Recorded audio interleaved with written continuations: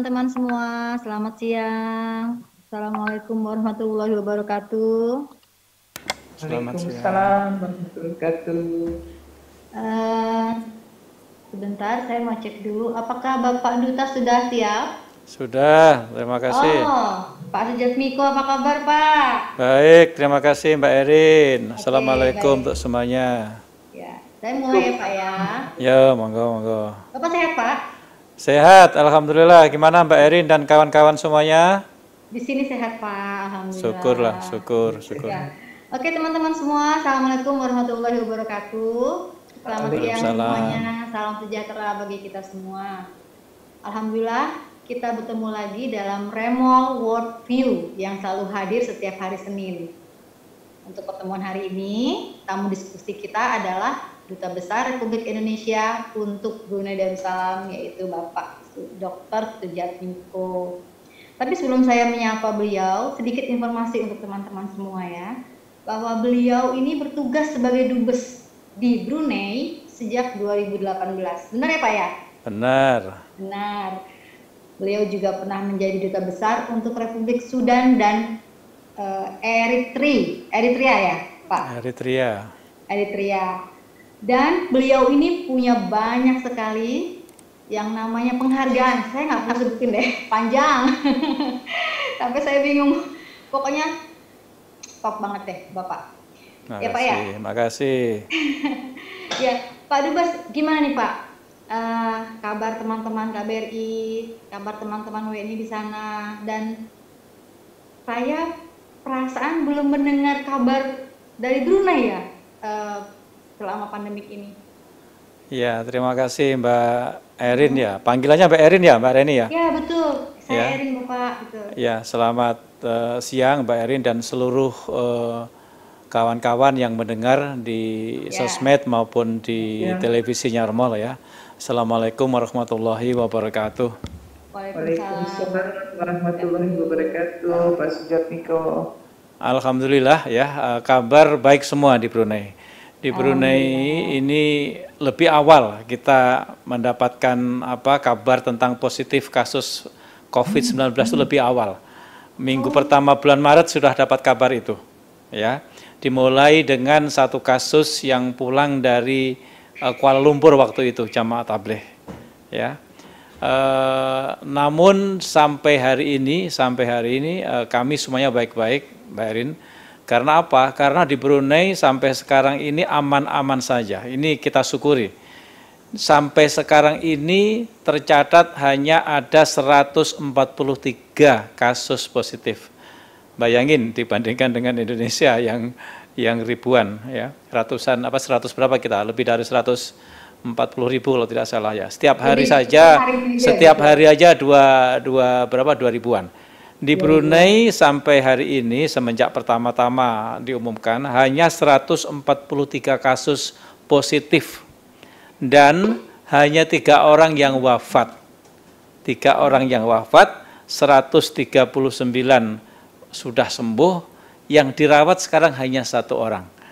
Ya, ini berita yang mengembirakan di Brunei. Itulah maka kami semua di KBRI dan semua warga Indonesia yang berada di Brunei ini, alhamdulillah kita bersyukur semuanya sehat-sehat walafiat. Alhamdulillah. Amin. Iya Pak. Halo. Halo. Silakan, silakan. Iya Pak.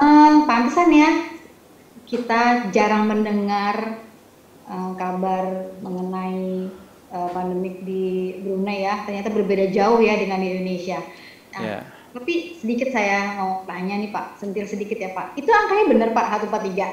Iya, tidak meyakinkan kan ya, 143. Nah, tidak meyakinkan. Tapi jangan lupa, di Brunei ini penduduknya hanya sekitar 460.000 orang. Nah, jangan lupa ya. Jadi 143 dari 460.000 orang. Kita ambillah katakanlah yang positif 140.000 orang dari 267 juta. Ya, jadi presentasinya memang tidak bisa dibanding-bandingkan. Dari segi jumlah penduduknya kita tidak bisa bandingkan, dari segi wilayahnya juga kita tidak bisa bandingkan. ya. Oke. Bapak bilang tadi sejak awal Brunei sudah mengalami lebih dulu ya Ya. COVID. Itu rahasianya apa, Pak? Betul bahwa populasinya begitu sedikit di Brunei, beda jauh dengan Indonesia. Tapi pasti ada rahasia-rahasia yang Betul. diterapkan oleh negara itu sampai misalnya Ya. angka sekecil itu. Satu, sejak awal, sejak dini ya Brunei ini sudah bagus lah ya. Dia ada undang-undang yang mengatur penyakit infeksius, penyakit menular ya. Jadi undang-undangnya sudah ada di Brunei ini. Maka begitu ada kasus, maka undang-undang langsung diterapkan ya. Kemudian juga di Brunei ini rakyatnya ya menurut saya ya mungkin karena jumlahnya sedikit ya, mungkin juga karena sistem pemerintahnya juga beda dengan kita, maka orangnya juga mudah diatur. Ya memang tidak banyak ya, mudah diatur, tidak terlalu banyak wacana, tidak terlalu banyak orang yang mengklaim paling hebat ya. Jadi cepat diatasi, orangnya bersatu padu, jadi united untuk menghadapi COVID ini bersama-sama. Ini menjadi ancaman negara ya, semuanya bergerak ya. Kemudian juga di Brunei ini langsung negara memberikan alokasi dana jutaan dolar untuk mengatasi COVID ini ya. Kemudian juga mengadakan langkah-langkah semenjak awal, langkah-langkah menutup tempat-tempat keramaian, masjid, restoran, mal, itu sejak awal ditutup. Sejak awal ditutup, dan kemudian social distancing ya atau physical distancing juga sejak awal diberlakukan. Negara ini juga sejak awal sudah langsung menutup negaranya, tidak ada lagi penerbangan langsung ke luar negeri kecuali terbatas untuk mengangkut barang-barang kebutuhan pokok. Termasuk dengan Indonesia yang selama ini kita punya jalur khusus, jalur langsung ya ke Jakarta, ke Surabaya dan ke Denpasar hampir tiap hari. Semenjak awal sudah diputus jalur itu. Itulah sebabnya sekarang kita mengadakan sudah 9 kali penerbangan khusus mandiri. Jadi kalau Remol jarang dengar Brunei mengenai Brunei-nya, tapi mestinya Remol ya, mestinya banyak kabar karena setiap apa yang kita lakukan di Bandar Seri Begawan ini di KBRI kita infokan melalui media sosial maupun melalui media cetak dan elektronik, termasuk pemulangan warga-warga kita. Betul Pak, sebenarnya saya tahu, tapi Pak pernah nggak tahu tadi. Biasa lupa. Kalau di Brunei memang aman ya, tidak banyak gaungnya, tidak ada kasus misalnya kalau kita kan rame, ada mayat dikuburkan saja rame, ada sudah meninggal mayatnya dipaksa diambil dari rumah sakit, ada orang yang menolak mentah-mentah tidak mau di rapid test, macam-macam. Nah di sini aman-aman, dan di sini juga jangan lupa Mbak, di sini juga dendanya tinggi bagi mereka yang melanggar peraturan-peraturan yang sudah ditetapkan oleh pemerintah, termasuk protokol kesehatan. Itu dendanya itu lumayan, 100 juta rupiah atau kurungan 6 bulan. Itu nggak pakai masker? Kalau nggak pakai masker $200 itu kira-kira 2 juta lah, 2 juta. Ya. Itu mungkin karena orang Brunei banyak duit, Pak. Tetapi begini, kita menilainya dari taatnya warganya terhadap undang-undang dan peraturan yang ada, ya. Dan semuanya betul-betul bersatu padu, ya. Yang melanggar juga kena denda atau kena hukuman. Pejabat atau aparat atau oknum yang juga ditemukan melanggar pun lebih berat lagi. Di sini law enforcement memang betul-betul bagus sekali. Mungkin tetangga kita yang dekat juga Singapura lah, ini mirip-mirip Singapura lah. Law enforcement betul-betul ketat. Ya, ditambah dengan orangnya tidak banyak yang aneh-aneh, menyatu. Jadi mungkin itu ya barangkali resepnya bagaimana Brunei ini bisa cepat ya, karena kebijakannya cukup cepat diambil, ketat. Wilayahnya juga tidak terlalu besar, tidak besar. Bayangin di Indonesia yang ada 34 provinsi yang tersebar di mana-mana, terpisah dengan pulau-pulau. Brunei kan hanya menyatu di satu daratan di Borneo bagian ujung utara ya. Iya. Jadi easy to manage. Nah, dari wilayahnya mudah dikendalikan, dari jumlah penduduknya juga mudah dikendalikan, dan boleh dibilang isolated kan. Kalau sudah ditutup penerbangan masuk dan keluar, berarti kan tidak ada orang yang lalu lalang, terutama yang kena virus. Jadi memang lebih mudah. Tapi satu Pak, pernah nggak Bapak ngelihat ada yang kena denda itu yang seperti Bapak bilang besar? Ada. Misalnya restoran. Kalau restoran tidak boleh pada waktu awal-awal, sekarang udah dilonggarkan ya, sekarang udah longgar. Awal-awalnya kalau restoran dibilang hanya boleh menerima customer katakanlah maksimum 50% ya. Kalau itu melanggar kena denda $4.000 kalau nggak salah itu.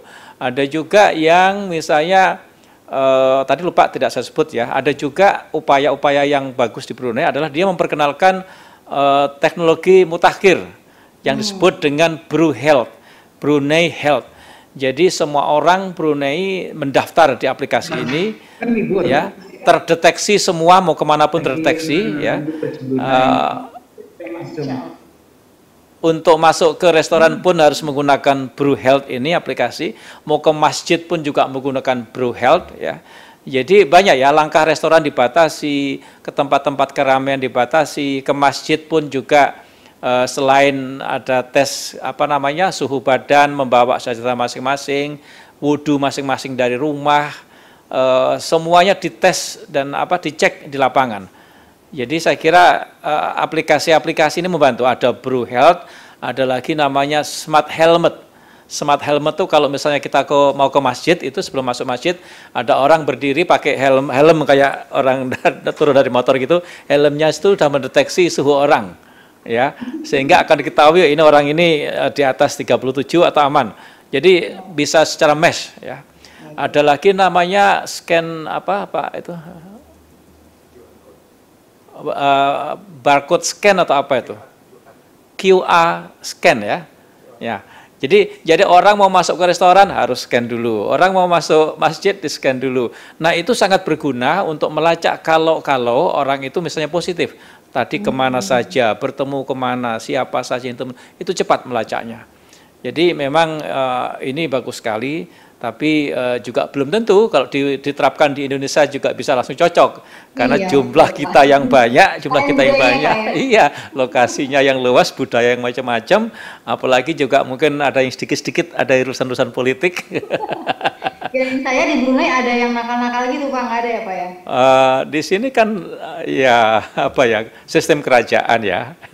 Jadi tidak ada orang aneh-aneh kayak kita ya. Kita pinter-pinter semua orangnya. Alhamdulillah lah kita orangnya pinter-pinter semua dari demokrasi kita. Ini Brunei apa kabarnya kok nggak ada yang berita macam-macam, sementara kita lihat di Cina, kita lihat di Vietnam, kita lihat bahkan di Prancis, itu semuanya ada ya kasus yang aneh-aneh ya Pak ya. Terus untuk WNI-nya Pak, ada yang pernah kena nggak Pak? Ada. WNI kita ada yang kena positif itu 5 orang di Brunei, tapi sudah sembuh semuanya. Sudah sembuh semua. Dan 5 orang itu tidak semuanya orang Indonesia yang di Brunei, ada juga orang Indonesia yang dari Surabaya ke Brunei kena. Jadi membawa ya. Jadi orang Indonesia ada 5 orang ya, tapi ini juga kita syukurin bahwa orang Indonesia di Brunei itu jumlahnya paling besar. Orang asing paling besar di Brunei itu orang Indonesia. Ya. Jumlahnya kalau di data kami itu sekitar 30.000 orang di data. Tapi kalau dimasukkan dengan 30.000 orang, dimasukkan dengan data yang sudah nggak mau ngelapor, diem aja, sudah enak, nggak pernah nongol di KBRI, ya bisa 50.000 lah kira-kira lah. 50.000 ya. Oke. 50.000, jangan lupa 50.000 dari 460.000 lah, hampir 20%-nya orang Indonesia. Waduh. Ya. Tapi Pak, orang WNI sendiri di sana bandel-bandel nggak Pak? Bener-bener artinya apa? Bandel-bandel, maksudnya bandel-bandel nggak? Maksudnya mengabaikan? Ya adalah ya, kita tidak ada orang baik semuanya ya. Tapi semuanya menurut saya masih manageable, masih secara umum boleh saya katakan baik ya. Di Brunei ini mungkin bisa saya jelaskan orang-orang kita yang ada di Brunei, yang bekerja di Brunei itu bagi saya sebagai Dubes dan kawan-kawan di KBRI cukup membanggakan Mbak Erin. Membanggakannya apa?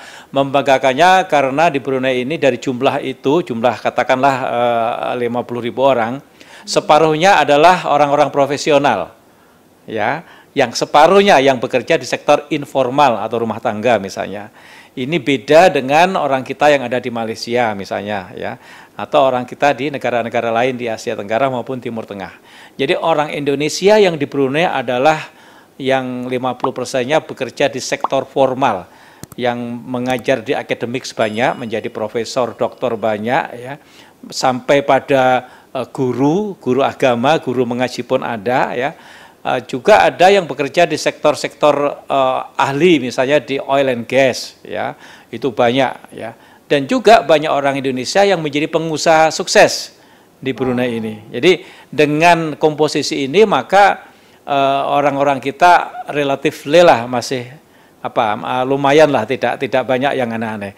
Ya komponen yang aneh-aneh ada, aneh-aneh itu misalnya ya, misalnya jangan lupa orang kita yang ada di penjara, penghuni penjara juga ada. Iya. Ya. Ada berapa orang Pak? Sekarang ini kira-kira sekitar 40 lah, kurang lebih 40 orang ya. Kenapa? Nah di penjara ini kasusnya yang paling banyak adalah overstayer. Biasalah masuk, lupa, nggak sering ngecek paspor, visanya sudah mati, ketangkap. Iya, bisa pula lupa, bisa pula melupakan diri ya. Kemudian ada polisi, imigrasi, maka kena penjara.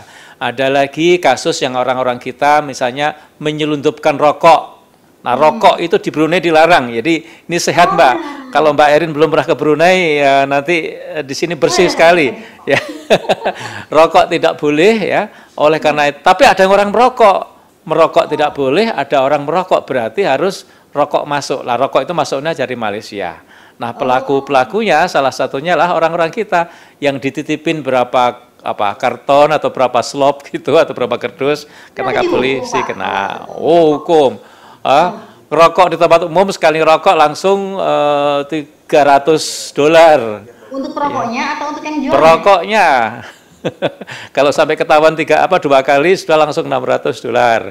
Ya, untuk jadi penjualnya?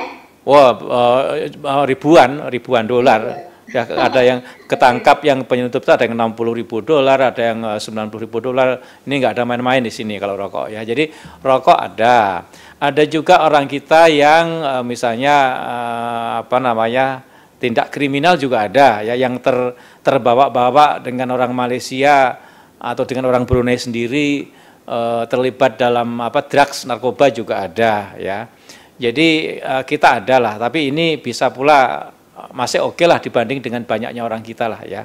Nggak mungkin orangnya semuanya baik 100%, nggak mungkin lah ya. Ada ya. Yang nipu-nipu juga ada ya. Yang kasus kemarin ada kasus juga investasi emas juga ada ya. Ada juga orang Indonesia yang ketangkap menukarkan uang palsu juga ada. Banyak ya Pak ya? Ya ada. Tapi itulah di satu sisi kedutaan ini mencoba untuk memperbaiki citra Indonesia yang positif, tapi di sisi lain ada pula lah warga kita yang ada juga lah. Tapi ini tugas kami lah Mbak Erin, kita keliling di mana-mana di saudara-saudara kita yang bekerja di Brunei untuk terus mengingatkan hati-hati, hukum Brunei hukum Brunei sangat ketat sekali ya. Saya waktunya sedikit ya, Bapak cuma punya 1 jam ya Pak ya. Saya sebut aja ya Pak. Ya. Ini kemarin tahun lalu kalau nggak salah ya, 2019, Brunei dan Indonesia menandatangani Plan of Action ya dalam bidang kesehatan. Itu gimana Pak kelanjutannya sejauh ini?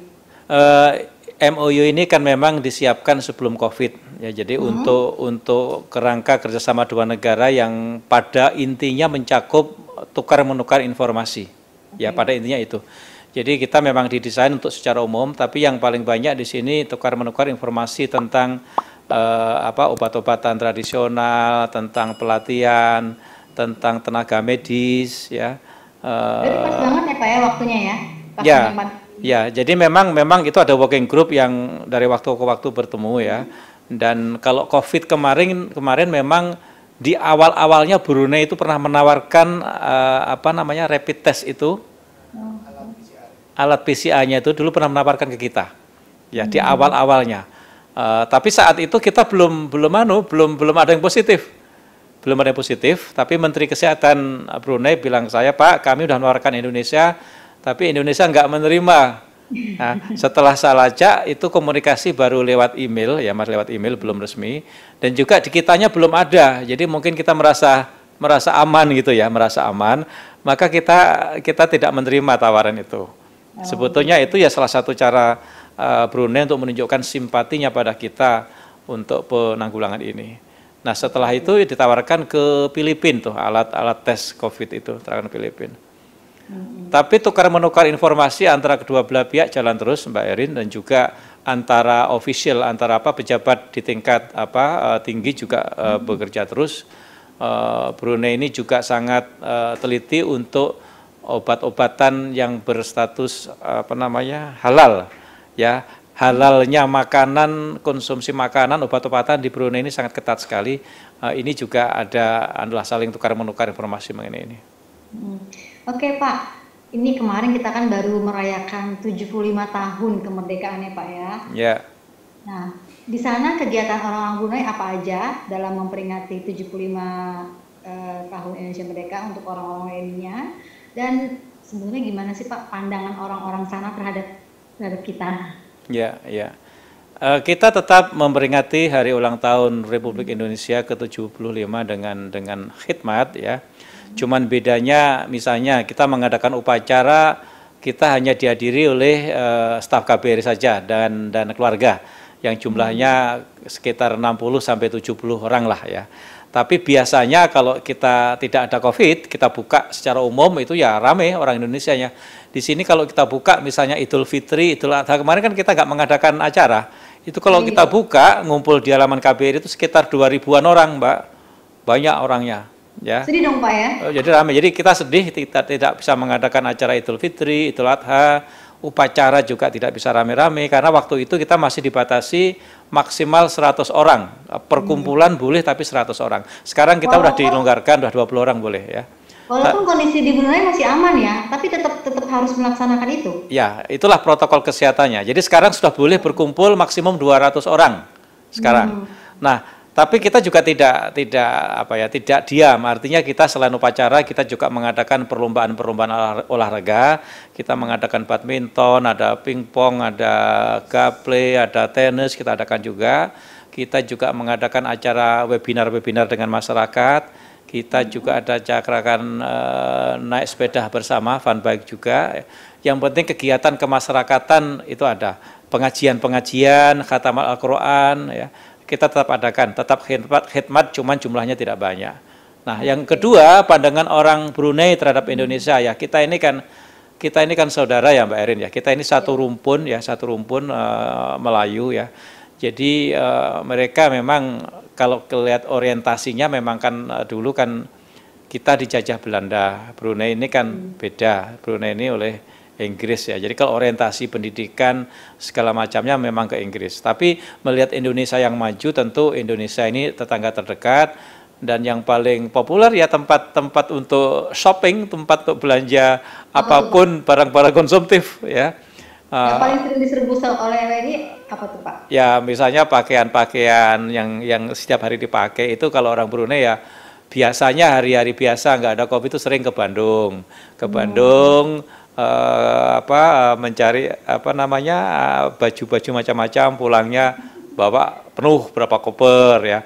Atau ke Jakarta, mereka pun udah tahu di Jakarta ada itu Tanah Abang, mereka tahu Tamrin City. Enak beli di sana ya, mereka tahu itu Mangga 2, mereka tahu semua, Glodok mereka tahu. Jadi dengan COVID ini mereka sedihnya yang biasanya bisa ke Indonesia rutin ya, bisa PP bahkan kan hanya 1 jam terbang ke Jakarta. Untuk belanja, maka sekarang tidak bisa melakukan itu karena mereka tidak ada pesawat ya. Pesawat yang ada adalah pesawat yang kita organisir, yaitu pesawat-pesawat charter khusus. Kita sudah 9 kali Mbak mengadakan penerbangan khusus Royal Brunei Airlines ke Indonesia, ke Jakarta dan Surabaya, sudah 9 kali ya. Ini hanya membawa penumpang orang-orang Indonesia yang akan pulang ke Indonesia karena ya pertama sudah selesai kontrak kerjanya. Ya, berarti sudah tidak bekerja di sini. Tidak bekerja berarti kan nganggur, maka harus pulang. Kemudian yang kedua, saudara-saudara kita yang baru saja menjalani masa tahanan. Ya. Kemudian ketiga, saudara kita yang sudah selesai penanganan kasus-kasusnya. Jadi ada pula di KBRI ini ada shelternya. Kita punya penampungan di KBRI yang jumlahnya kira-kira 30 sampai 35 orang sekarang ini. Macam-macam, ada juga kasus nggak dibayar gajinya, ada kasus kekerasan fisik, ada kekerasan seksual, ada juga. Mereka yang bermasalah ini biasanya kita pulangkan secara mandiri. Mereka membayar sendiri atau majikan membayar sendiri, tapi KBRI yang menyelenggarakannya bekerja sama dengan Royal Brunei Airlines dan Travel Agent. Nah, kalau kita nggak mau pulang gimana, Pak? Kenapa? Kalau nggak mau pulang gimana? Kalau nggak mau pulang berarti kan ilegal. Kalau visanya mati atau visa kerja kan hanya 2 tahun. Kalau mereka tidak pulang berarti akan menjadi ilegal. Kalau ilegal 3 bulan penjara untuk beberapa bulan pertama. Kalau sampai ilegalnya setahun 2 tahun bisa 6 bulan. Tergantung masa ilegalnya berapa lama. Ya. Jadi pesawat ini kita atur pulang ke Indonesia. Tapi dari Indonesia pesawatnya kosong ke Brunei, nggak ada isinya. Ya, karena hanya untuk menjemput aja ya, Pak? Hanya memulangkan saya. Itu. Pak, kita stop dulu. Satu pertanyaan saya ajukan dulu ya, Pak ya. Silakan. Ini dari Fauzi Yuda. Silakan, Mas atau Mbak Fauzi Yuda. Ya, halo. Halo. Ya. Halo. Ya, silakan. Mas. Ya, Assalamualaikum Pak. Waalaikumsalam Pak Fauzi. Pak, ini suaranya kurang kencang, Mas. Ada 2 pertanyaan yang ingin saya ajukan ke Bapak nih, Pak. Silakan. Pertama, apakah ada penjual mie Aceh di sana di Brunei? Oke. Kemudian penerapan perbankan syariah di sana seperti apa, Pak? Bisa Bapak ceritakan? Karena kebetulan kan di Aceh juga ada peraturan daerah tentang lembaga keuangan syariah. Nah, yang saya tanyakan itu dukungan pemerintah dan perbankan di sana terhadap model pembiayaan syariah ini seperti apa, Pak? Itu mungkin, Pak. Terima kasih, Pak. Terima kasih Pak Fauzi. Pak Fauzi dari Aceh ya? Iya, Pak.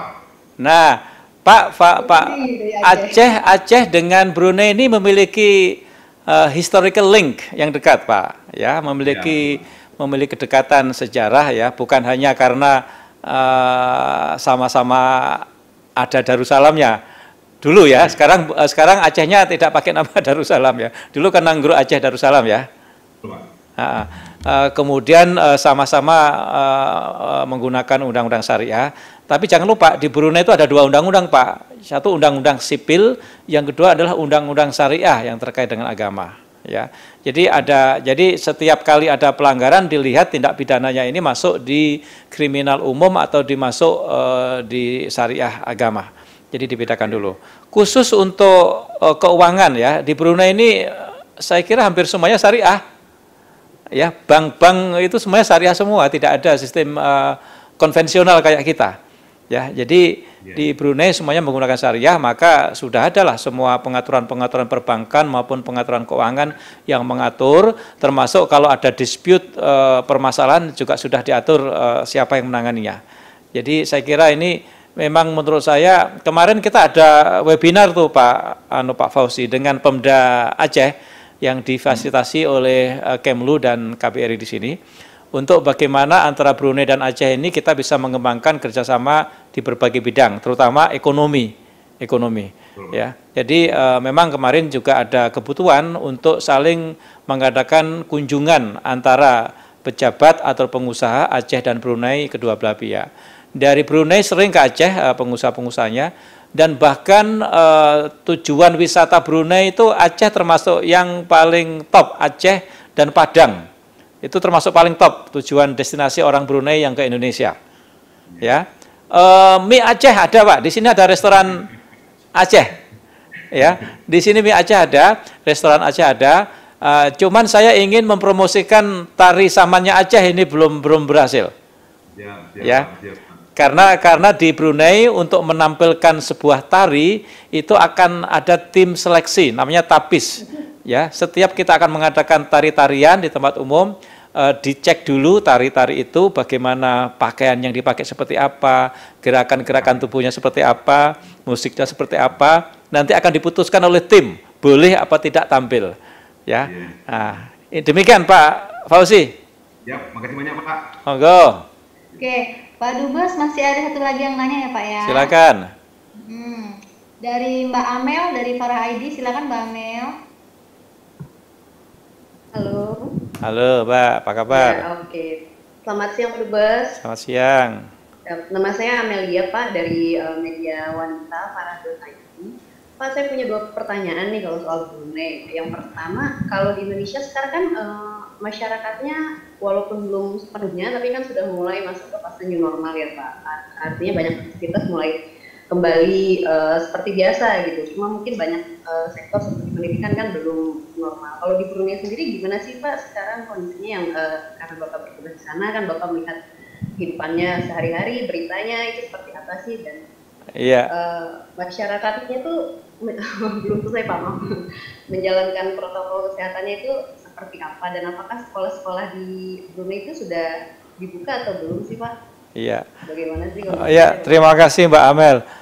Seperti tadi saya sebutkan ya, Brunei adalah negara yang jauh-jauh lebih awal sudah mulai menerapkan batasan-batasan, menerapkan protokol kesehatan secara ketat beserta penaltinya, denda-dendanya. Tapi begitu sekarang ini ya selama 109 hari ya Mbak, sudah nggak ada kasus positif lagi baru di sini. Protokol masih diterapkan, orang masih diimbau untuk berhati-hati, untuk tetap menggunakan masker saat keramaian yang memang banyak. Tapi kalau Mbak Amel nanti ke Brunei, atau kalau saya ke Brunei pakai masker, orang pada ngetawain. Jadi orang sudah jarang pakai masker, ya. Orang sudah jarang pakai tes suhu kesehatan, kecuali di tempat ramai ya, misalnya di tempat-tempat di mall atau di masjid ya. Jadi the new normalnya di Brunei menurut saya sudah kayak normal betulan, ya. Kayak kemarin di pengajian saya pakai masker, maksud saya ingin ngasih contoh bahwa kita harus ikutin protokol. Semua orang nggak ada yang pakai masker satupun, ya, ya. Tapi tetap pemerintah tetap menganjurkan agar berhati-hati karena kan musuh kita ini kan musuh tidak bisa dilihat ya, virus ini kan bahaya. Ya, kita tetap patuhi ya. Pemerintahnya juga setiap kali masih mengingatkan agar tetap ikuti protokol kesehatan ya.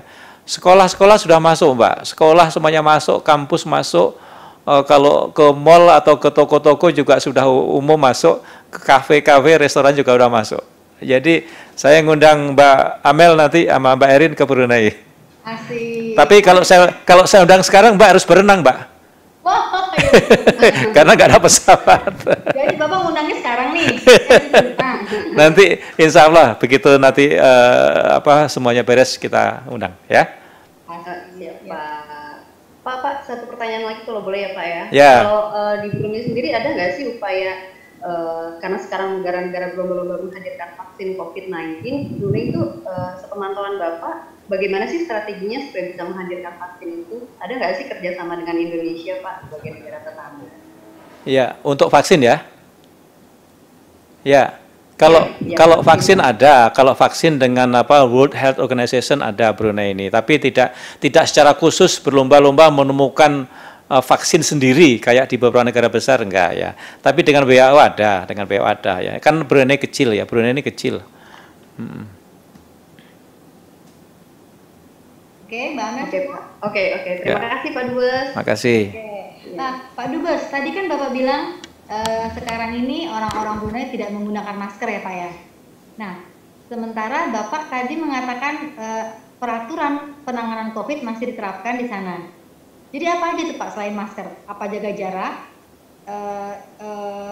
pertemuan besar, dan untuk PJJ sendiri gimana Pak? Ya, kalau pertemuan besar sekarang sudah dilonggarkan boleh sampai 200 orang. Ya, jadi misalnya gini, misalnya dulu kan kalau ada hajatan itu kan ramai itu. Nah, tapi begitu dibatasin orang seperti kita lah menunda resepsi pernikahan ya.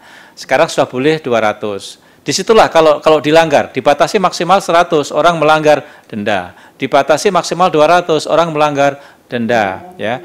Dibatasi restorannya misalnya 50%, maka dia membawa orang sampai lebih dari 70% denda. Disitulah.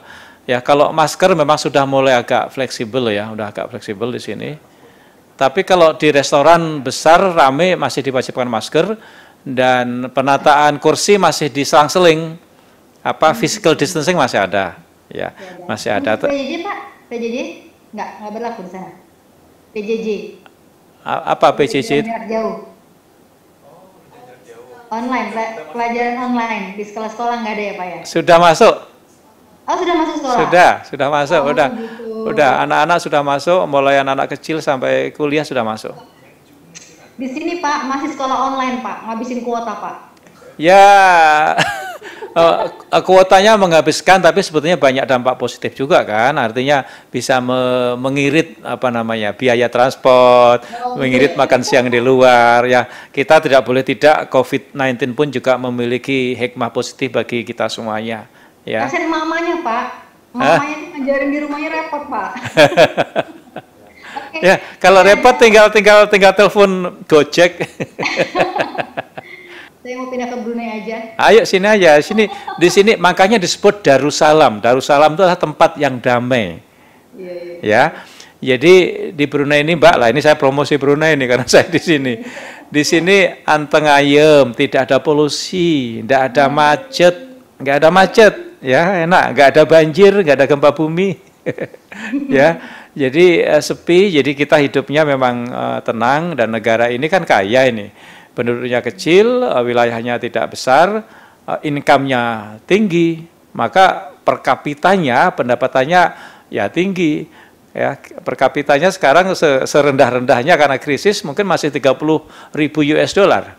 Kemarin sampai 40 sampai 50.000 US dollar per kapitanya. Ya. Jadi rakyatnya negaranya makmur, bersih, aman, sentosa, orangnya juga makmur juga. Nah, ngapain harus ribut-ribut?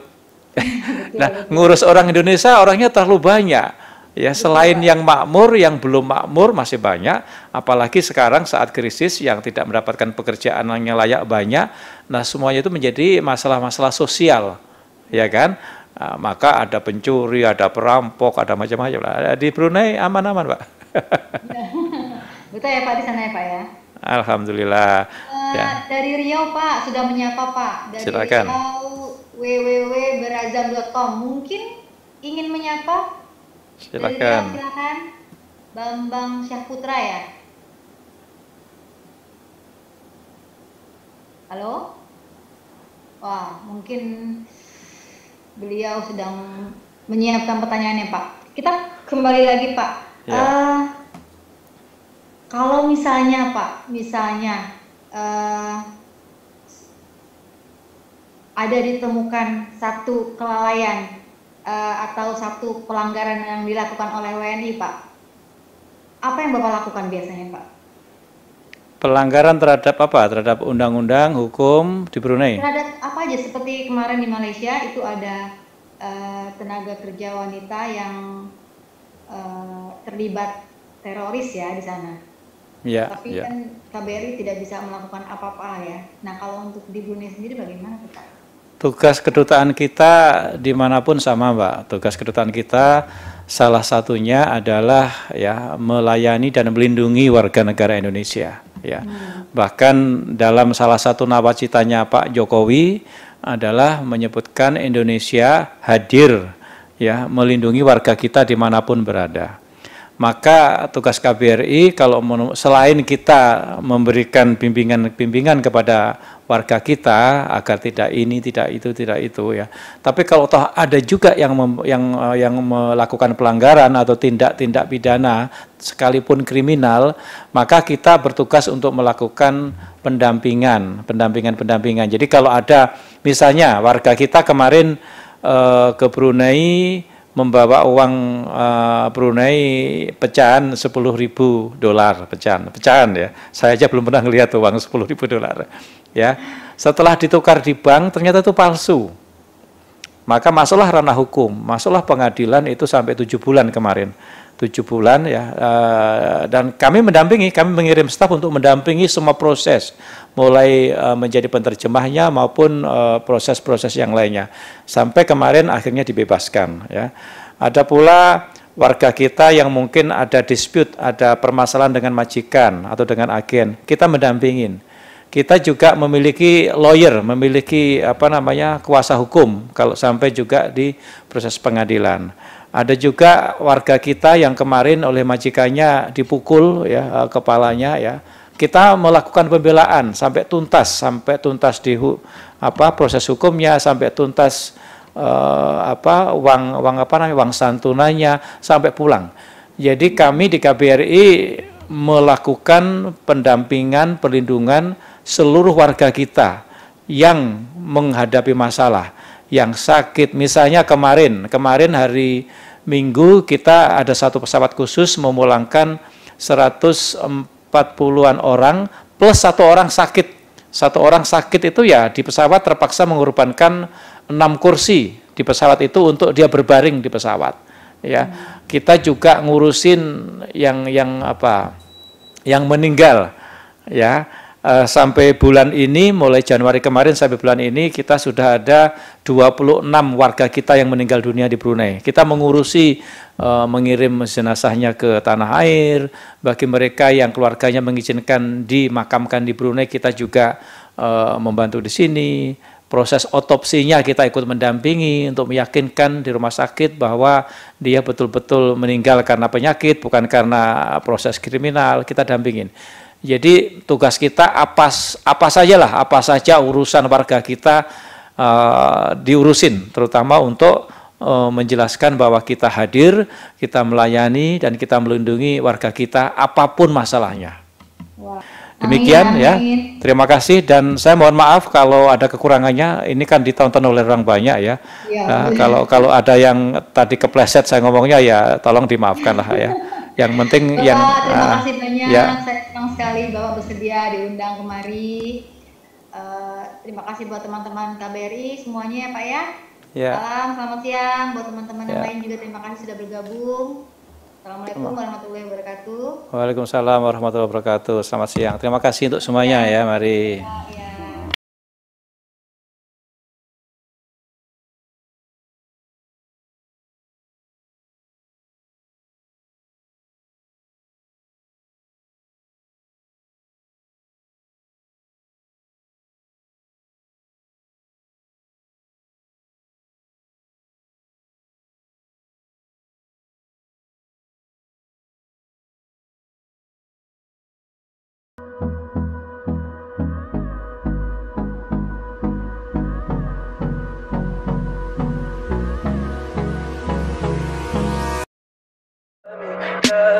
Tell me pretty lies, look me in the face, tell me that you love